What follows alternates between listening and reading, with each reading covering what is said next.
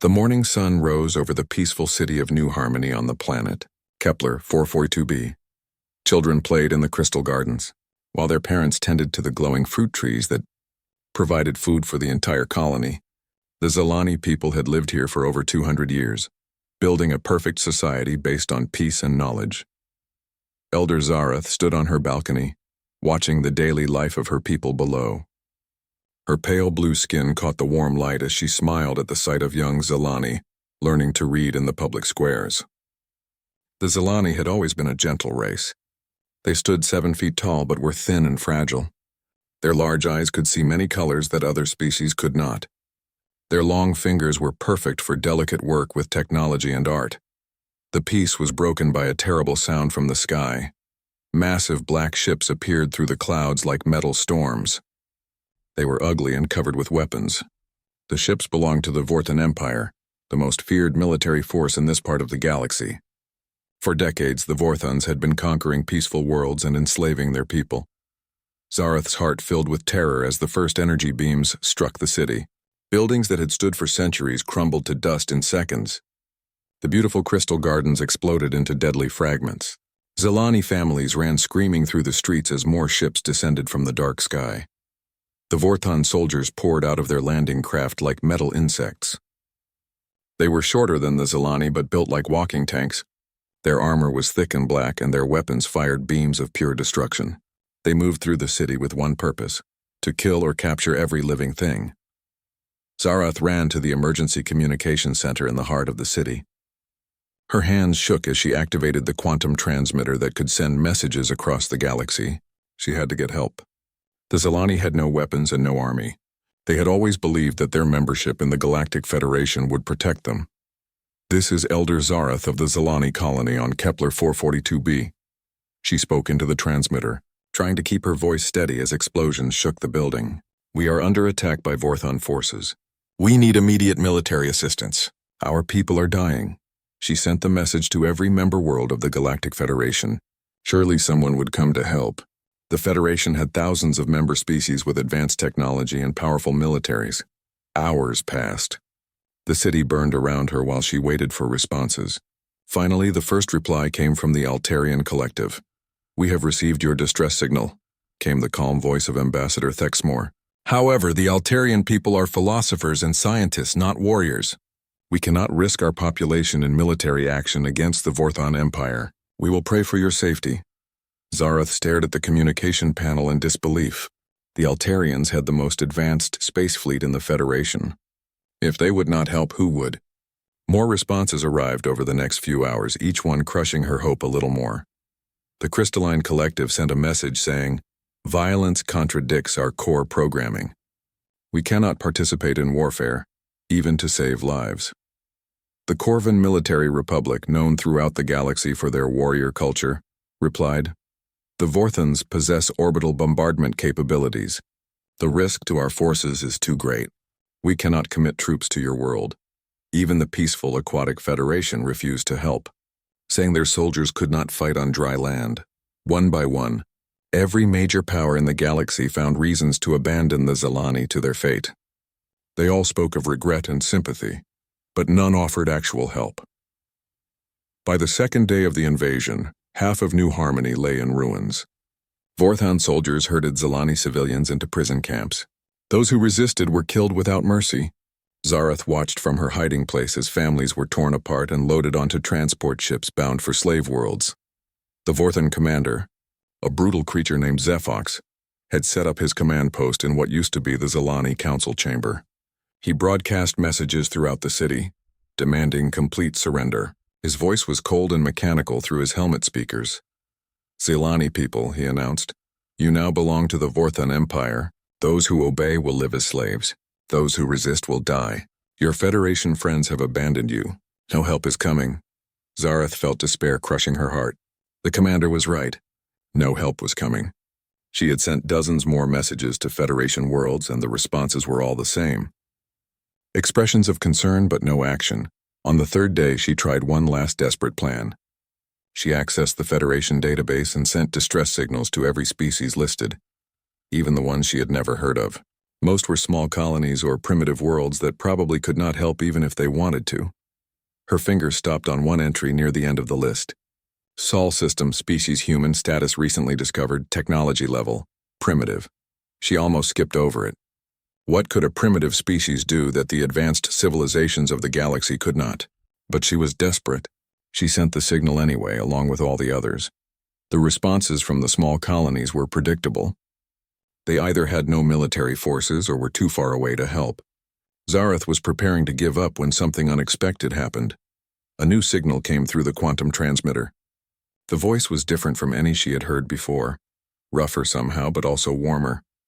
"This is Captain Jake Morrison of the human vessel Independence. We received your distress call from Kepler 442b. We know you don't know much about us, but we're coming to help.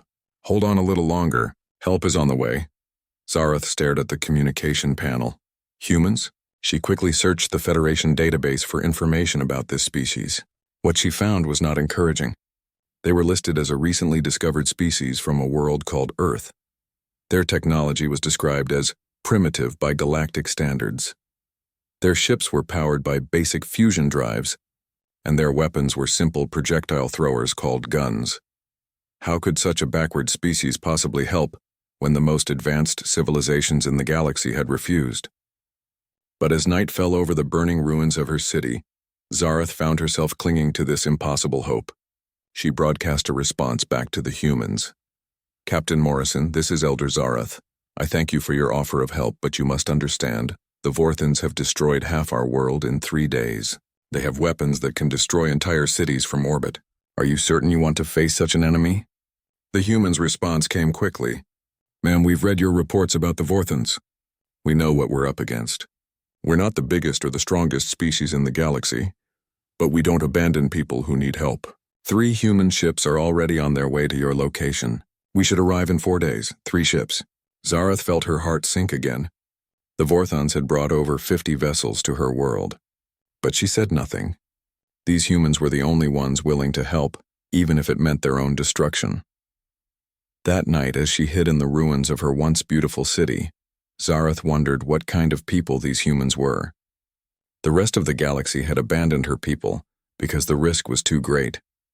But somewhere in the darkness between the stars, 3 small ships full of strangers were racing towards certain death to save people they had never met. She did not know that humanity had evolved on a world that tried to kill them every single day. She had never heard of predators, natural disasters, or the concept of a death world. She could not imagine that an entire species had been forged in the fires of constant struggle and had learned to see impossible odds not as reasons to quit, but as challenges to overcome. But she would learn soon enough. The emergency session of the Galactic Federation Council was called to order on the space station Harmony Prime.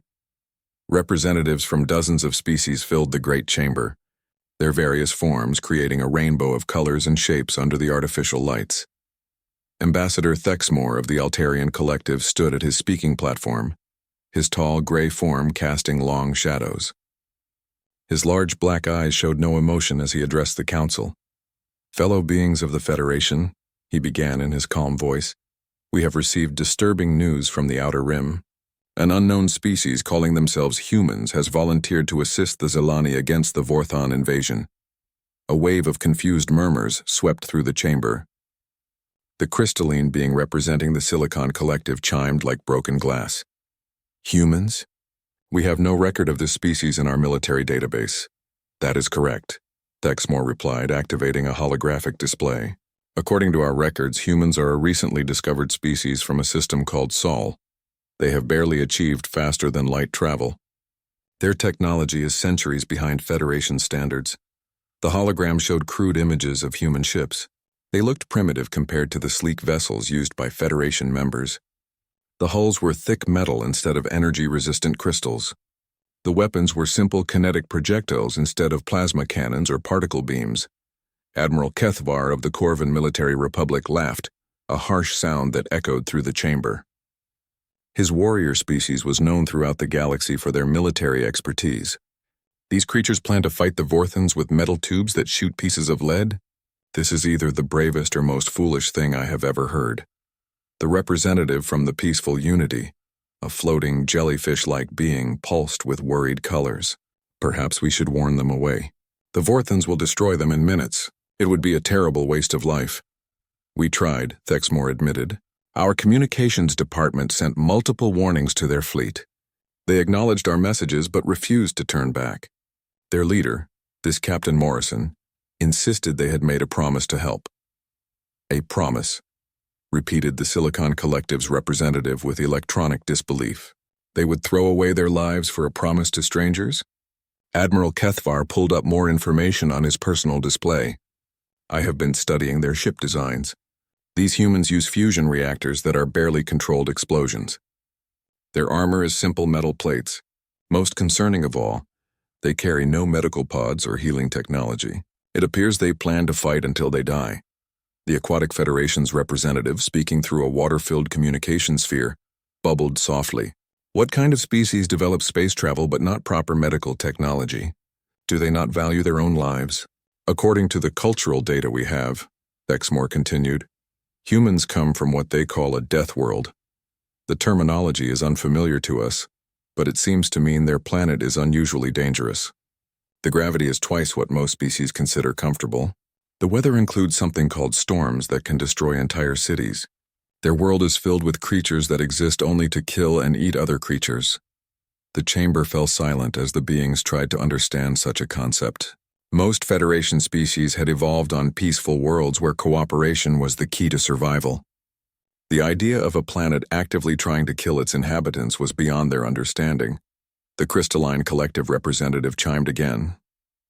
This explains their primitive technology. They must have spent all their time simply trying to survive instead of advancing their civilization. Meanwhile, in space near the edge of the galaxy, 3 human ships moved steadily toward Kepler 442b. The Independence, Liberty, and Defiance looked small and crude compared to Federation vessels, but they moved with determined purpose through the dark void. Captain Jake Morrison stood on the bridge of the Independence, studying tactical displays with his officers. He was a man in his 40s with graying hair and tired eyes that had seen too much war. His uniform was simple blue fabric instead of the energy-resistant materials used by other species. Report? Lieutenant Adams, he said to his communications officer. Lieutenant Sarah Adams, a young woman with short brown hair, looked up from her console. Captain, we're receiving multiple warnings from Federation forces. They're advising us to turn back. They say the Vorthans have too much firepower for us to handle. Captain Morrison nodded. Any word from the other ships? Captain Hayes on the Liberty reports ready for combat. Captain Clark on the Defiance says his Marines are eager to get started. She paused. Sir, they're right about the odds. Intelligence reports show at least 50 Vorthon ships in the system. We have 3.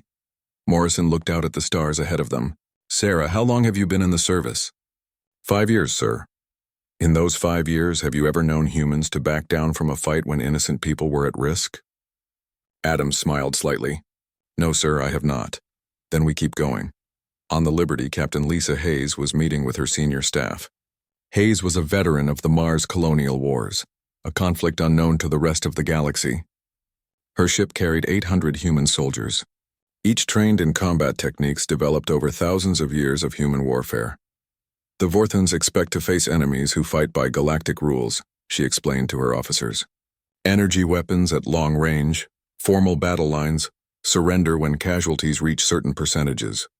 They have no experience fighting humans. Major Tony Rodriguez, her ground forces commander, studied the tactical data. Ma'am, their soldiers appear to be heavily armored but slow-moving. Their weapons are powerful but have limited firing angles. If we can get in close, our advantages become clear. Hayes nodded. The Federation species think we're primitive because we still use gunpowder and steel. They don't understand that sometimes the old ways work better than the new ones. Aboard the Defiance, Captain Ryan Clark was addressing his crew over the ship's communication system. Clark was the youngest of the 3 captains, but he had earned his position through pure determination and tactical brilliance.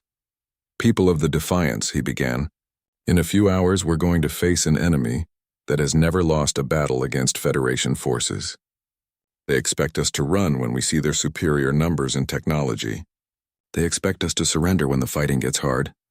He paused, looking around the bridge at his officers. But they don't know humans.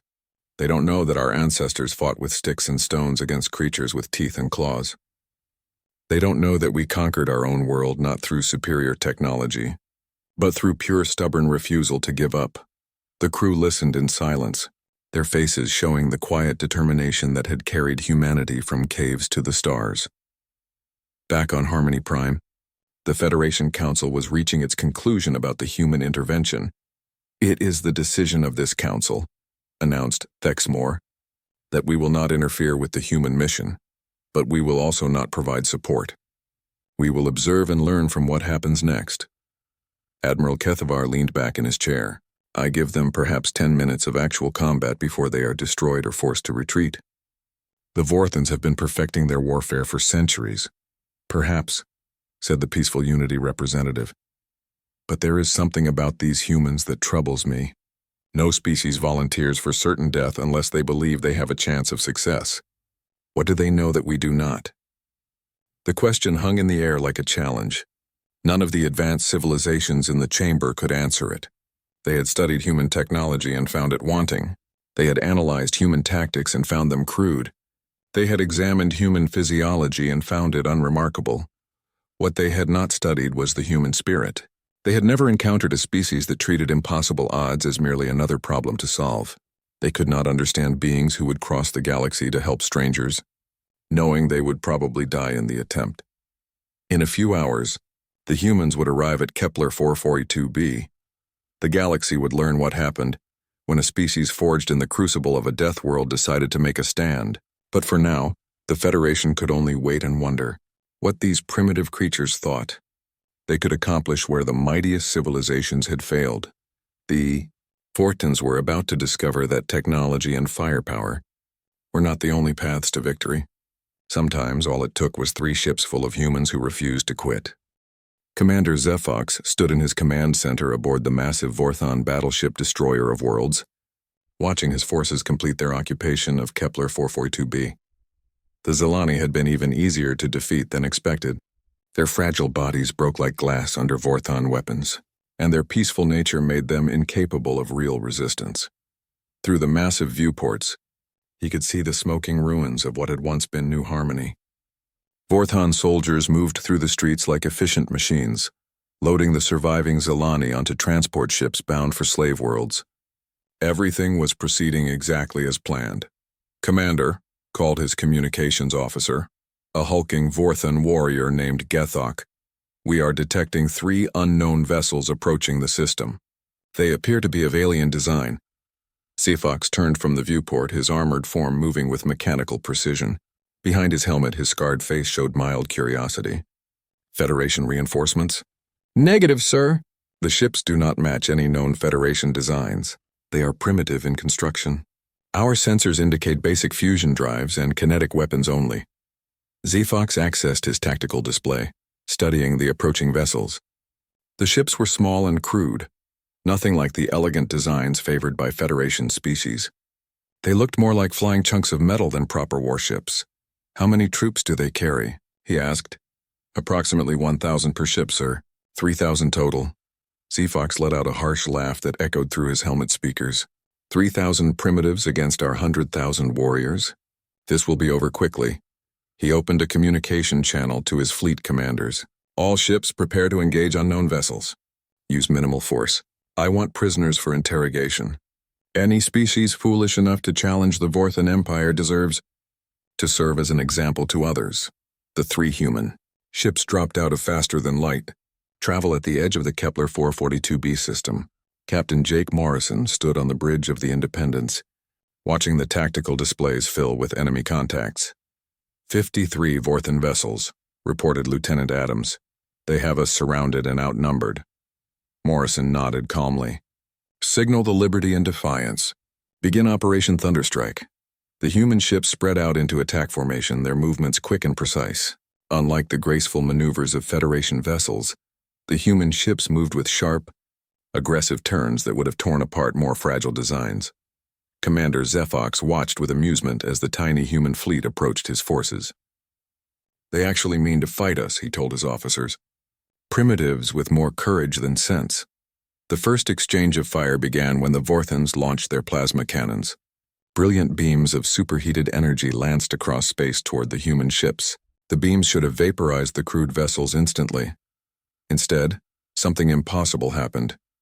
The human ships absorbed the plasma fire with their thick metal hulls and kept coming. Their armor was not made of advanced materials, but it was incredibly thick and designed to withstand punishment that would destroy more sophisticated ships. Impossible, muttered Gethok.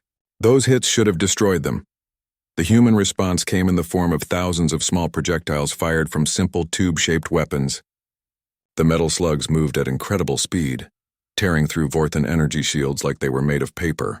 The primitive kinetic weapons bypassed all of the advanced defenses that the Vorthons had developed to fight other high-tech civilizations. The first Vorthon ship to take damage was the cruiser Painbringer. Human projectiles punched through its hull in dozens of places, causing systems to explode and atmosphere to vent into space. Within minutes, the mighty vessel was drifting helplessly. "Sir," called Gethok, his voice showing the first signs of concern. "The primitives' weapons are penetrating our shields and armor.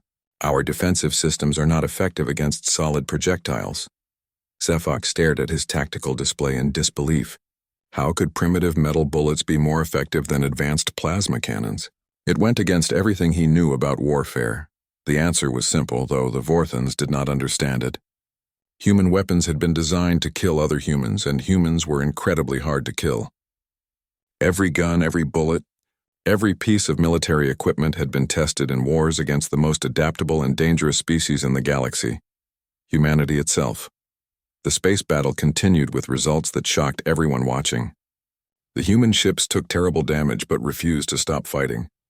Energy beams that would have disabled Federation vessels only seemed to make the humans fight harder. On the bridge of the Liberty, Captain Lisa Hayes coordinated with her sister ships while alarms blared around her. "Hull breach on Deck 7, reported her damage control officer. "We've lost main power to Weapons Section C. Reroute power from life support," Hayes ordered without hesitation. "We can breathe later." This was another thing the Vorthons could not understand. Most civilized species would retreat when their life support systems were threatened. Humans simply accepted that they might die and kept fighting anyway. The Defiance took the worst damage, with Captain Ryan Clark's ship losing half its weapon systems in the first 10 minutes of battle. But instead of retreating, Clark ordered his ship to ram speed directly at the largest Vorthon vessel. "Sir, that's suicide," his navigation officer warned. "Maybe," Clark replied calmly, "but it will hurt them a lot more than it hurts us."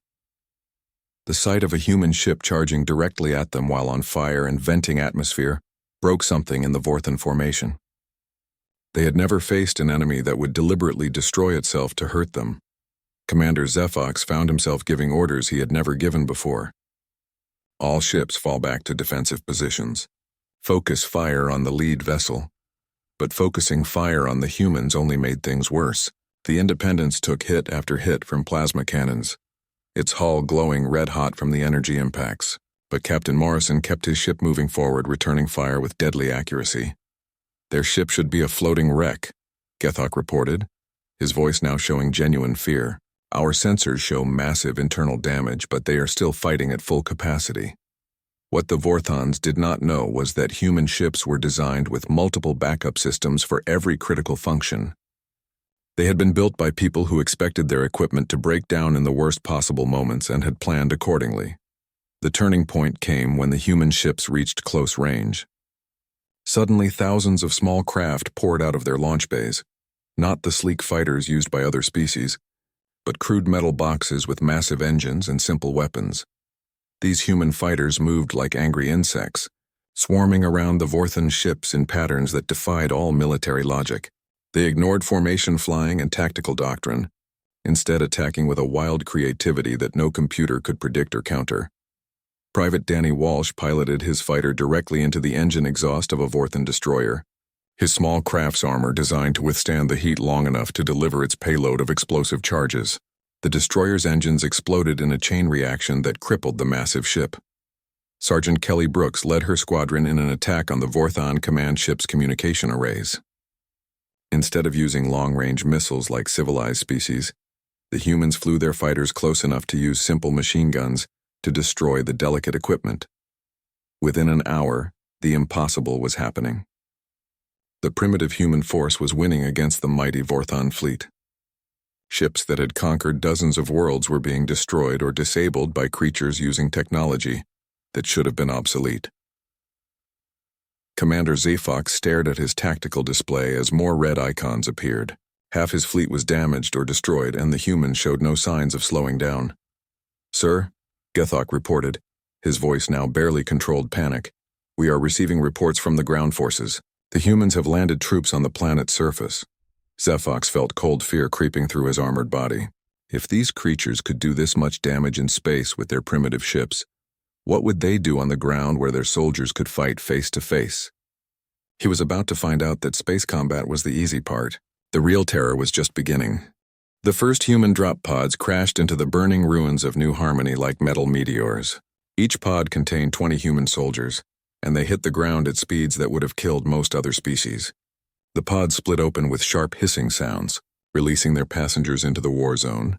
Private Danny Walsh was among the first humans to set foot on Kepler 442b. He rolled out of his drop pod and immediately took cover behind a chunk of destroyed building. All around him the city burned. The air was thick with smoke and the smell of death. Through his helmet radio he heard Sergeant Kelly Brooks giving orders to their squad. "Alpha Team, advance to the communication center. Bravo Team, secure the medical facility. Watch for Vorthon patrols." Danny checked his weapon, a simple rifle that fired metal bullets at high speed. The Federation called such weapons primitive, but Danny knew better. His grandfather had carried a similar rifle in Earth's last global war, and it had served the old man well. The Vorthon soldiers they encountered first were patrolling near what had been a Zalani school. There were 12 of them, massive creatures in black armor that made them look like walking tanks. Their weapons hummed with energy, and their visors glowed red in the smoke. "Contact front," whispered Corporal Mike Turner over the radio. 12 hostiles, heavy armor." Kelly Brooks studied the enemy through her scope. The Vorthons moved in perfect formation, their steps synchronized like machines. They had been trained to fight Federation forces, species that would engage at long range with energy weapons and retreat when casualties mounted. They had never fought humans. "Open fire," Brooks commanded.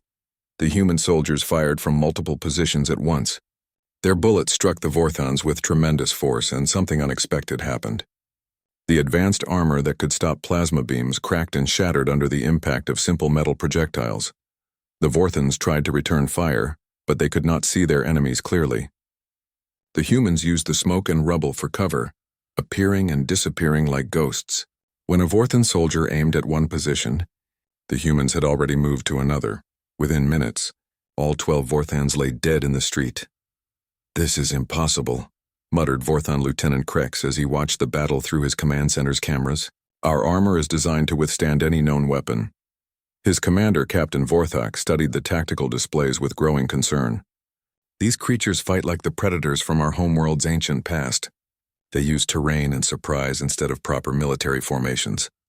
What the Vorthons did not understand was that humans had evolved as persistence hunters. For millions of years, human ancestors had tracked and killed prey that was larger, stronger, and faster than they were.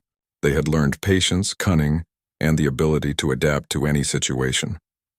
In another part of the city, a group of human medics led by Nancy Foster were treating wounded Zalani civilians. Foster worked calmly while plasma fire lit up the sky above her. When a Vorthon patrol spotted her position and opened fire, she simply moved her patients to better cover and continued her work. "Ma'am," called one of her assistants, "shouldn't we retreat to a safer location?" Foster looked up from the Zalani child she was bandaging. "There's no safer location. We work here or people die." The concept was alien to most galactic species.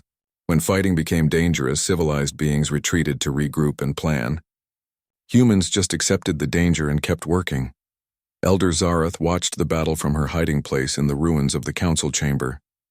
She had seen her people slaughtered by the Vorthons with mechanical efficiency. But these humans fought differently. They moved through the battlefield like they belonged there, as comfortable with violence as the Zalani were with peace. A group of human soldiers found her hiding place. The leader, a woman with captain's insignia, approached carefully with her hands visible. "Ma'am, I'm Captain Lisa Hayes. We're here to help." "Are you injured?" Zarath stared at the human woman. Hayes was smaller than a Zilani, but there was something in her eyes that spoke of terrible strength. Her armor was scratched and burned, but she moved without fear. "How can so few of you stand against so many?" Zareth asked. Hayes smiled grimly. "We're not standing against them. We're hunting them." She was right. As the day wore on, it became clear that the humans were not fighting a defensive battle. They were actively hunting Vorthan forces throughout the city, using tactics that the enemy could not counter. Human soldiers appeared where they were not expected. They struck quickly and disappeared before the Vorthans could respond effectively. Most disturbing of all, they seemed to take damage that should have killed them and kept fighting anyway. Private Danny Walsh proved this point when a Vorthan energy beam struck him in the chest. The blast burned through his armor and left a smoking wound across his ribs. Any Federation soldier would have been dead or dying. Danny stumbled, swore loudly, and then charged the Vorthan position while firing his rifle. His squad mates covered him as he closed the distance and eliminated 3 enemy soldiers with precise shots. "How is that human still fighting?" demanded Captain Vorthak as he watched the security footage. "Our medical scanners show lethal damage to his internal organs." The answer was that humans had evolved with redundant organs and an incredible ability to function while injured. What looked like fatal wounds to other species were painful, but survivable to creatures whose ancestors had fought saber-toothed tigers with broken bones. The psychological effect on the Vorthans was devastating. They had conquered dozens of worlds, and their enemies had always reacted predictably to casualties. When soldiers were wounded, they retreated for medical treatment. When units took losses, they fell back to regroup. Humans did neither. They fought harder when wounded and became more dangerous when their friends were killed. Sergeant Kelly Brooks demonstrated this when her best friend, Corporal Mike Turner, was killed by a Vorthan sniper. Instead of falling back, Brooks tracked the sniper through 2 miles of burning city and eliminated him with a single precise shot from over 1,000 yards away. The Vorthans had technology that could calculate the trajectory of energy weapons, but they had no computers that could predict where a human bullet would go when fired by someone running full speed while under enemy fire. By nightfall, the situation had changed dramatically. The humans controlled most of the city center and were advancing on Vorthan strongholds with methodical precision. Their casualties were heavy, but they never stopped moving forward. Captain Vorthak received an emergency communication from Commander Zephox in orbit. "Report on ground operations. Our orbital scans show unusual activity." "Sir," Vorthak replied, trying to keep the fear out of his voice. "The humans are not fighting like any enemy we have encountered. They do not retreat when wounded. They do not fall back when outnumbered. They seem to view death as merely another tactical option." The silence from orbit lasted several seconds. Finally, Zephox spoke again. "Explain." "Sir, we have observed human soldiers deliberately sacrificing themselves to destroy our equipment. One individual carried explosives directly into our ammunition depot, knowing the explosion would kill him.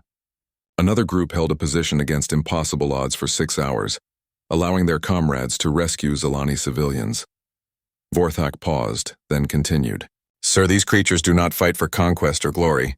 They fight for principles we do not understand, and they are winning." The truth was becoming clear to both sides. The galaxy's most feared military force was being defeated by 3,000 humans with primitive weapons and unbreakable determination. The Vorthans had superior technology, but the humans had something more powerful. They had the will to sacrifice everything for strangers who needed help. And they had evolved on a world that had taught them never to give up. No matter how impossible the odds appeared, the tide of war was turning, and the Vorthans were learning what it meant to face Earth's children in battle. The final assault on the Vorthan Command Center began at dawn on the 4th day. Captain Ryan Clark led the attack with what remained of his Marines from the Defiance. His ship had been badly damaged in the space battle, but every soldier who could still walk had volunteered for the ground mission. The Vorthan fortress was built into a mountain overlooking the ruins of New Harmony. Its walls were made of reinforced metal and energy barriers that could withstand orbital bombardment. Commander Zephox had chosen this position because it was impossible to attack directly. He had not planned for humans. Clark studied the fortress through his binoculars while his team prepared for the assault. The building had no weak points that any rational military force could exploit. The approaches were covered by automated defense systems, and the walls were too high to climb. "Sir," said Lieutenant Bobby Martinez, "intelligence reports show at least 5,000 Vorthon soldiers inside that fortress. We have maybe 300 Marines left." Clark lowered his binoculars and looked at his young officer. Martinez was barely 22 years old, but he had already proven himself in dozens of battles across 3 different worlds. "Bobby, what's the first rule of human warfare?" Martinez smiled. "If the enemy thinks something is impossible, do it anyway." Exactly. The human plan was simple and completely insane. Instead of attacking the fortress directly, they would climb the sheer cliff face behind it. The cliff was over 2,000 feet high and considered unclimbable by any known species. The Vorthons had not even bothered to put guards there, but humans had been climbing impossible surfaces for thousands of years. Their ancestors had scaled mountains on Earth that would have killed most other species, just from the thin air and freezing temperatures. The climb took 6 hours.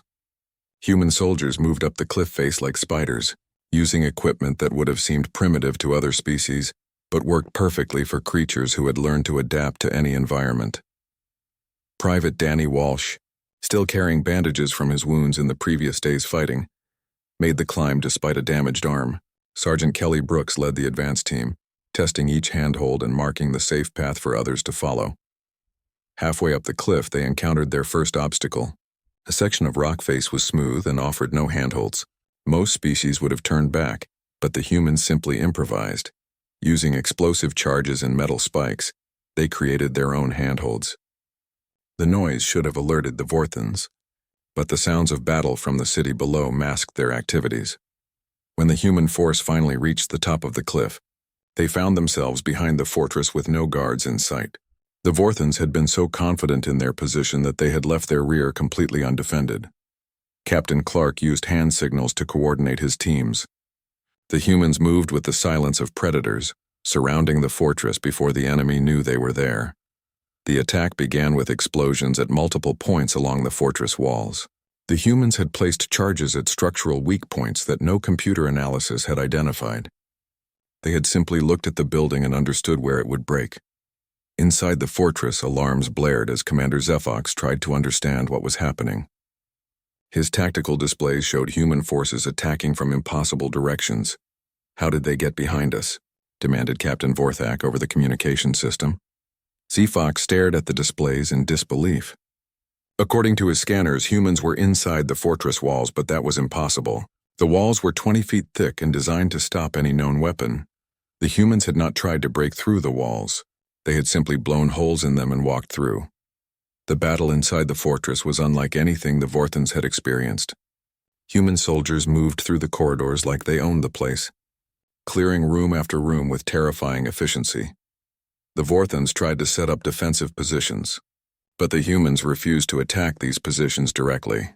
Instead, they went through walls, ceilings, and floors to strike from unexpected angles. Private Danny Walsh proved this point when his squad encountered a heavily defended corridor. Instead of charging into the waiting guns, Walsh used explosive charges to blow a hole through 3 walls, allowing his team to attack the defenders from behind. Sergeant Kelly Brooks led her squad through the fortress's ventilation system, appearing in rooms full of surprised Vorthons who never saw the attack coming. Her small team eliminated over 50 enemy soldiers before they even knew humans were in the building. But the most devastating attack came from Lieutenant Bobby Martinez and his demolition team. They had studied the fortress's power systems and identified a single critical component that supplied energy to the entire building. Martinez led 4 volunteers on a suicide mission to destroy the main reactor. They fought their way through waves of Vorthon soldiers, taking casualties with every step. When Martinez finally reached the reactor chamber, he was the only one left alive. The young lieutenant looked at the massive energy core that powered the fortress. Destroying it would shut down all the defenses, but the explosion would certainly kill him. Martinez activated his radio one last time. "Captain Clark, this is Martinez. Tell my family I kept my promise." The explosion lit up the mountainside like a small sun. Every energy barrier in the fortress failed. Every automated defense system shut down and every light went out. In the sudden darkness, the remaining human forces struck with coordinated precision. They had trained for night fighting on Earth, where predators hunted in complete darkness. The Vorthans, who relied on their technology for vision, were helpless. Commander Zefox found himself trapped in his command center as human soldiers methodically eliminated his forces throughout the fortress. His personal guard had been overwhelmed by creatures who seemed to see in the dark and move without sound. When Captain Clark finally entered the command center, Zefox was alone except for 2 wounded officers. The mighty Vorthon commander, who had conquered dozens of worlds, stood facing a single human soldier. "I surrender," Zefox said, the words bitter in his mouth. Clark studied the alien commander for a moment. "Why did you attack these people? They never did anything to hurt you." Zefox struggled to find an answer. In Vorthan culture, strength gave the right to take what you wanted. The idea of protecting the weak was meaningless. "I do not understand the question," he finally admitted. "That's the difference between us," Clark replied. "We do." The liberation of Kepler 442b was complete, but the impact reached far beyond one world. News of the human victory spread throughout the galaxy like wildfire. The species that had been dismissed as primitive had accomplished what the most advanced civilizations claimed was impossible. On Harmony Prime, the Galactic Federation Council met in emergency session. Ambassador Thexmore stood before his fellow representatives, his usual calm composure shaken. "The humans have defeated the Vorthans completely," he announced. 53 enemy ships destroyed or captured. The ground forces have surrendered unconditionally. The chamber erupted in confused voices. The Silicon Collective representative chimed in disbelief. "How is this possible? Our analysis showed human defeat within hours." Admiral Kethavar of the Corvin Military Republic leaned forward in his chair. "Perhaps our analysis was wrong. These humans fight by rules we do not understand." Elder Zarath had been invited to address the council via holographic transmission from her liberated world. She stood among the ruins of New Harmony, where human soldiers were helping Zalani families return to their homes. "Honored representatives," she began, "I have watched these humans for 4 days. They did not come here for conquest or glory. They came because strangers needed help, and they do not abandon people in need." She gestured to the scene around her, where human medics were treating Zalani wounded, and human engineers were helping to rebuild damaged buildings. "Your species have technology we can barely understand. You have weapons that can destroy planets and ships that travel faster than light, but you do not have what these humans have." "And what is that?" asked Thexmore. "The willingness to sacrifice everything for people they have never met. The refusal to accept defeat when innocent lives are at stake.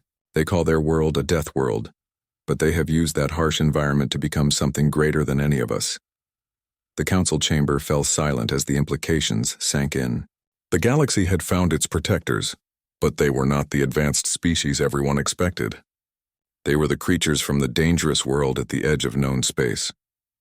3 months later, Captain Jake Morrison stood before a memorial wall in the rebuilt city of New Harmony. The wall listed the names of every human who had died in the liberation of Kepler 442b. There were too many names, but each one represented someone who had chosen to help strangers in need. Elder Zarath approached and stood beside him in silence for several minutes. "Do you regret coming here?" she finally asked. Morrison considered the question. "We lost good people, but if we had not come, your entire species would have been enslaved or killed. So no, I do not regret it. The Federation has offered humanity full membership and a permanent seat on the High Council. They want you to help protect other worlds that cannot protect themselves."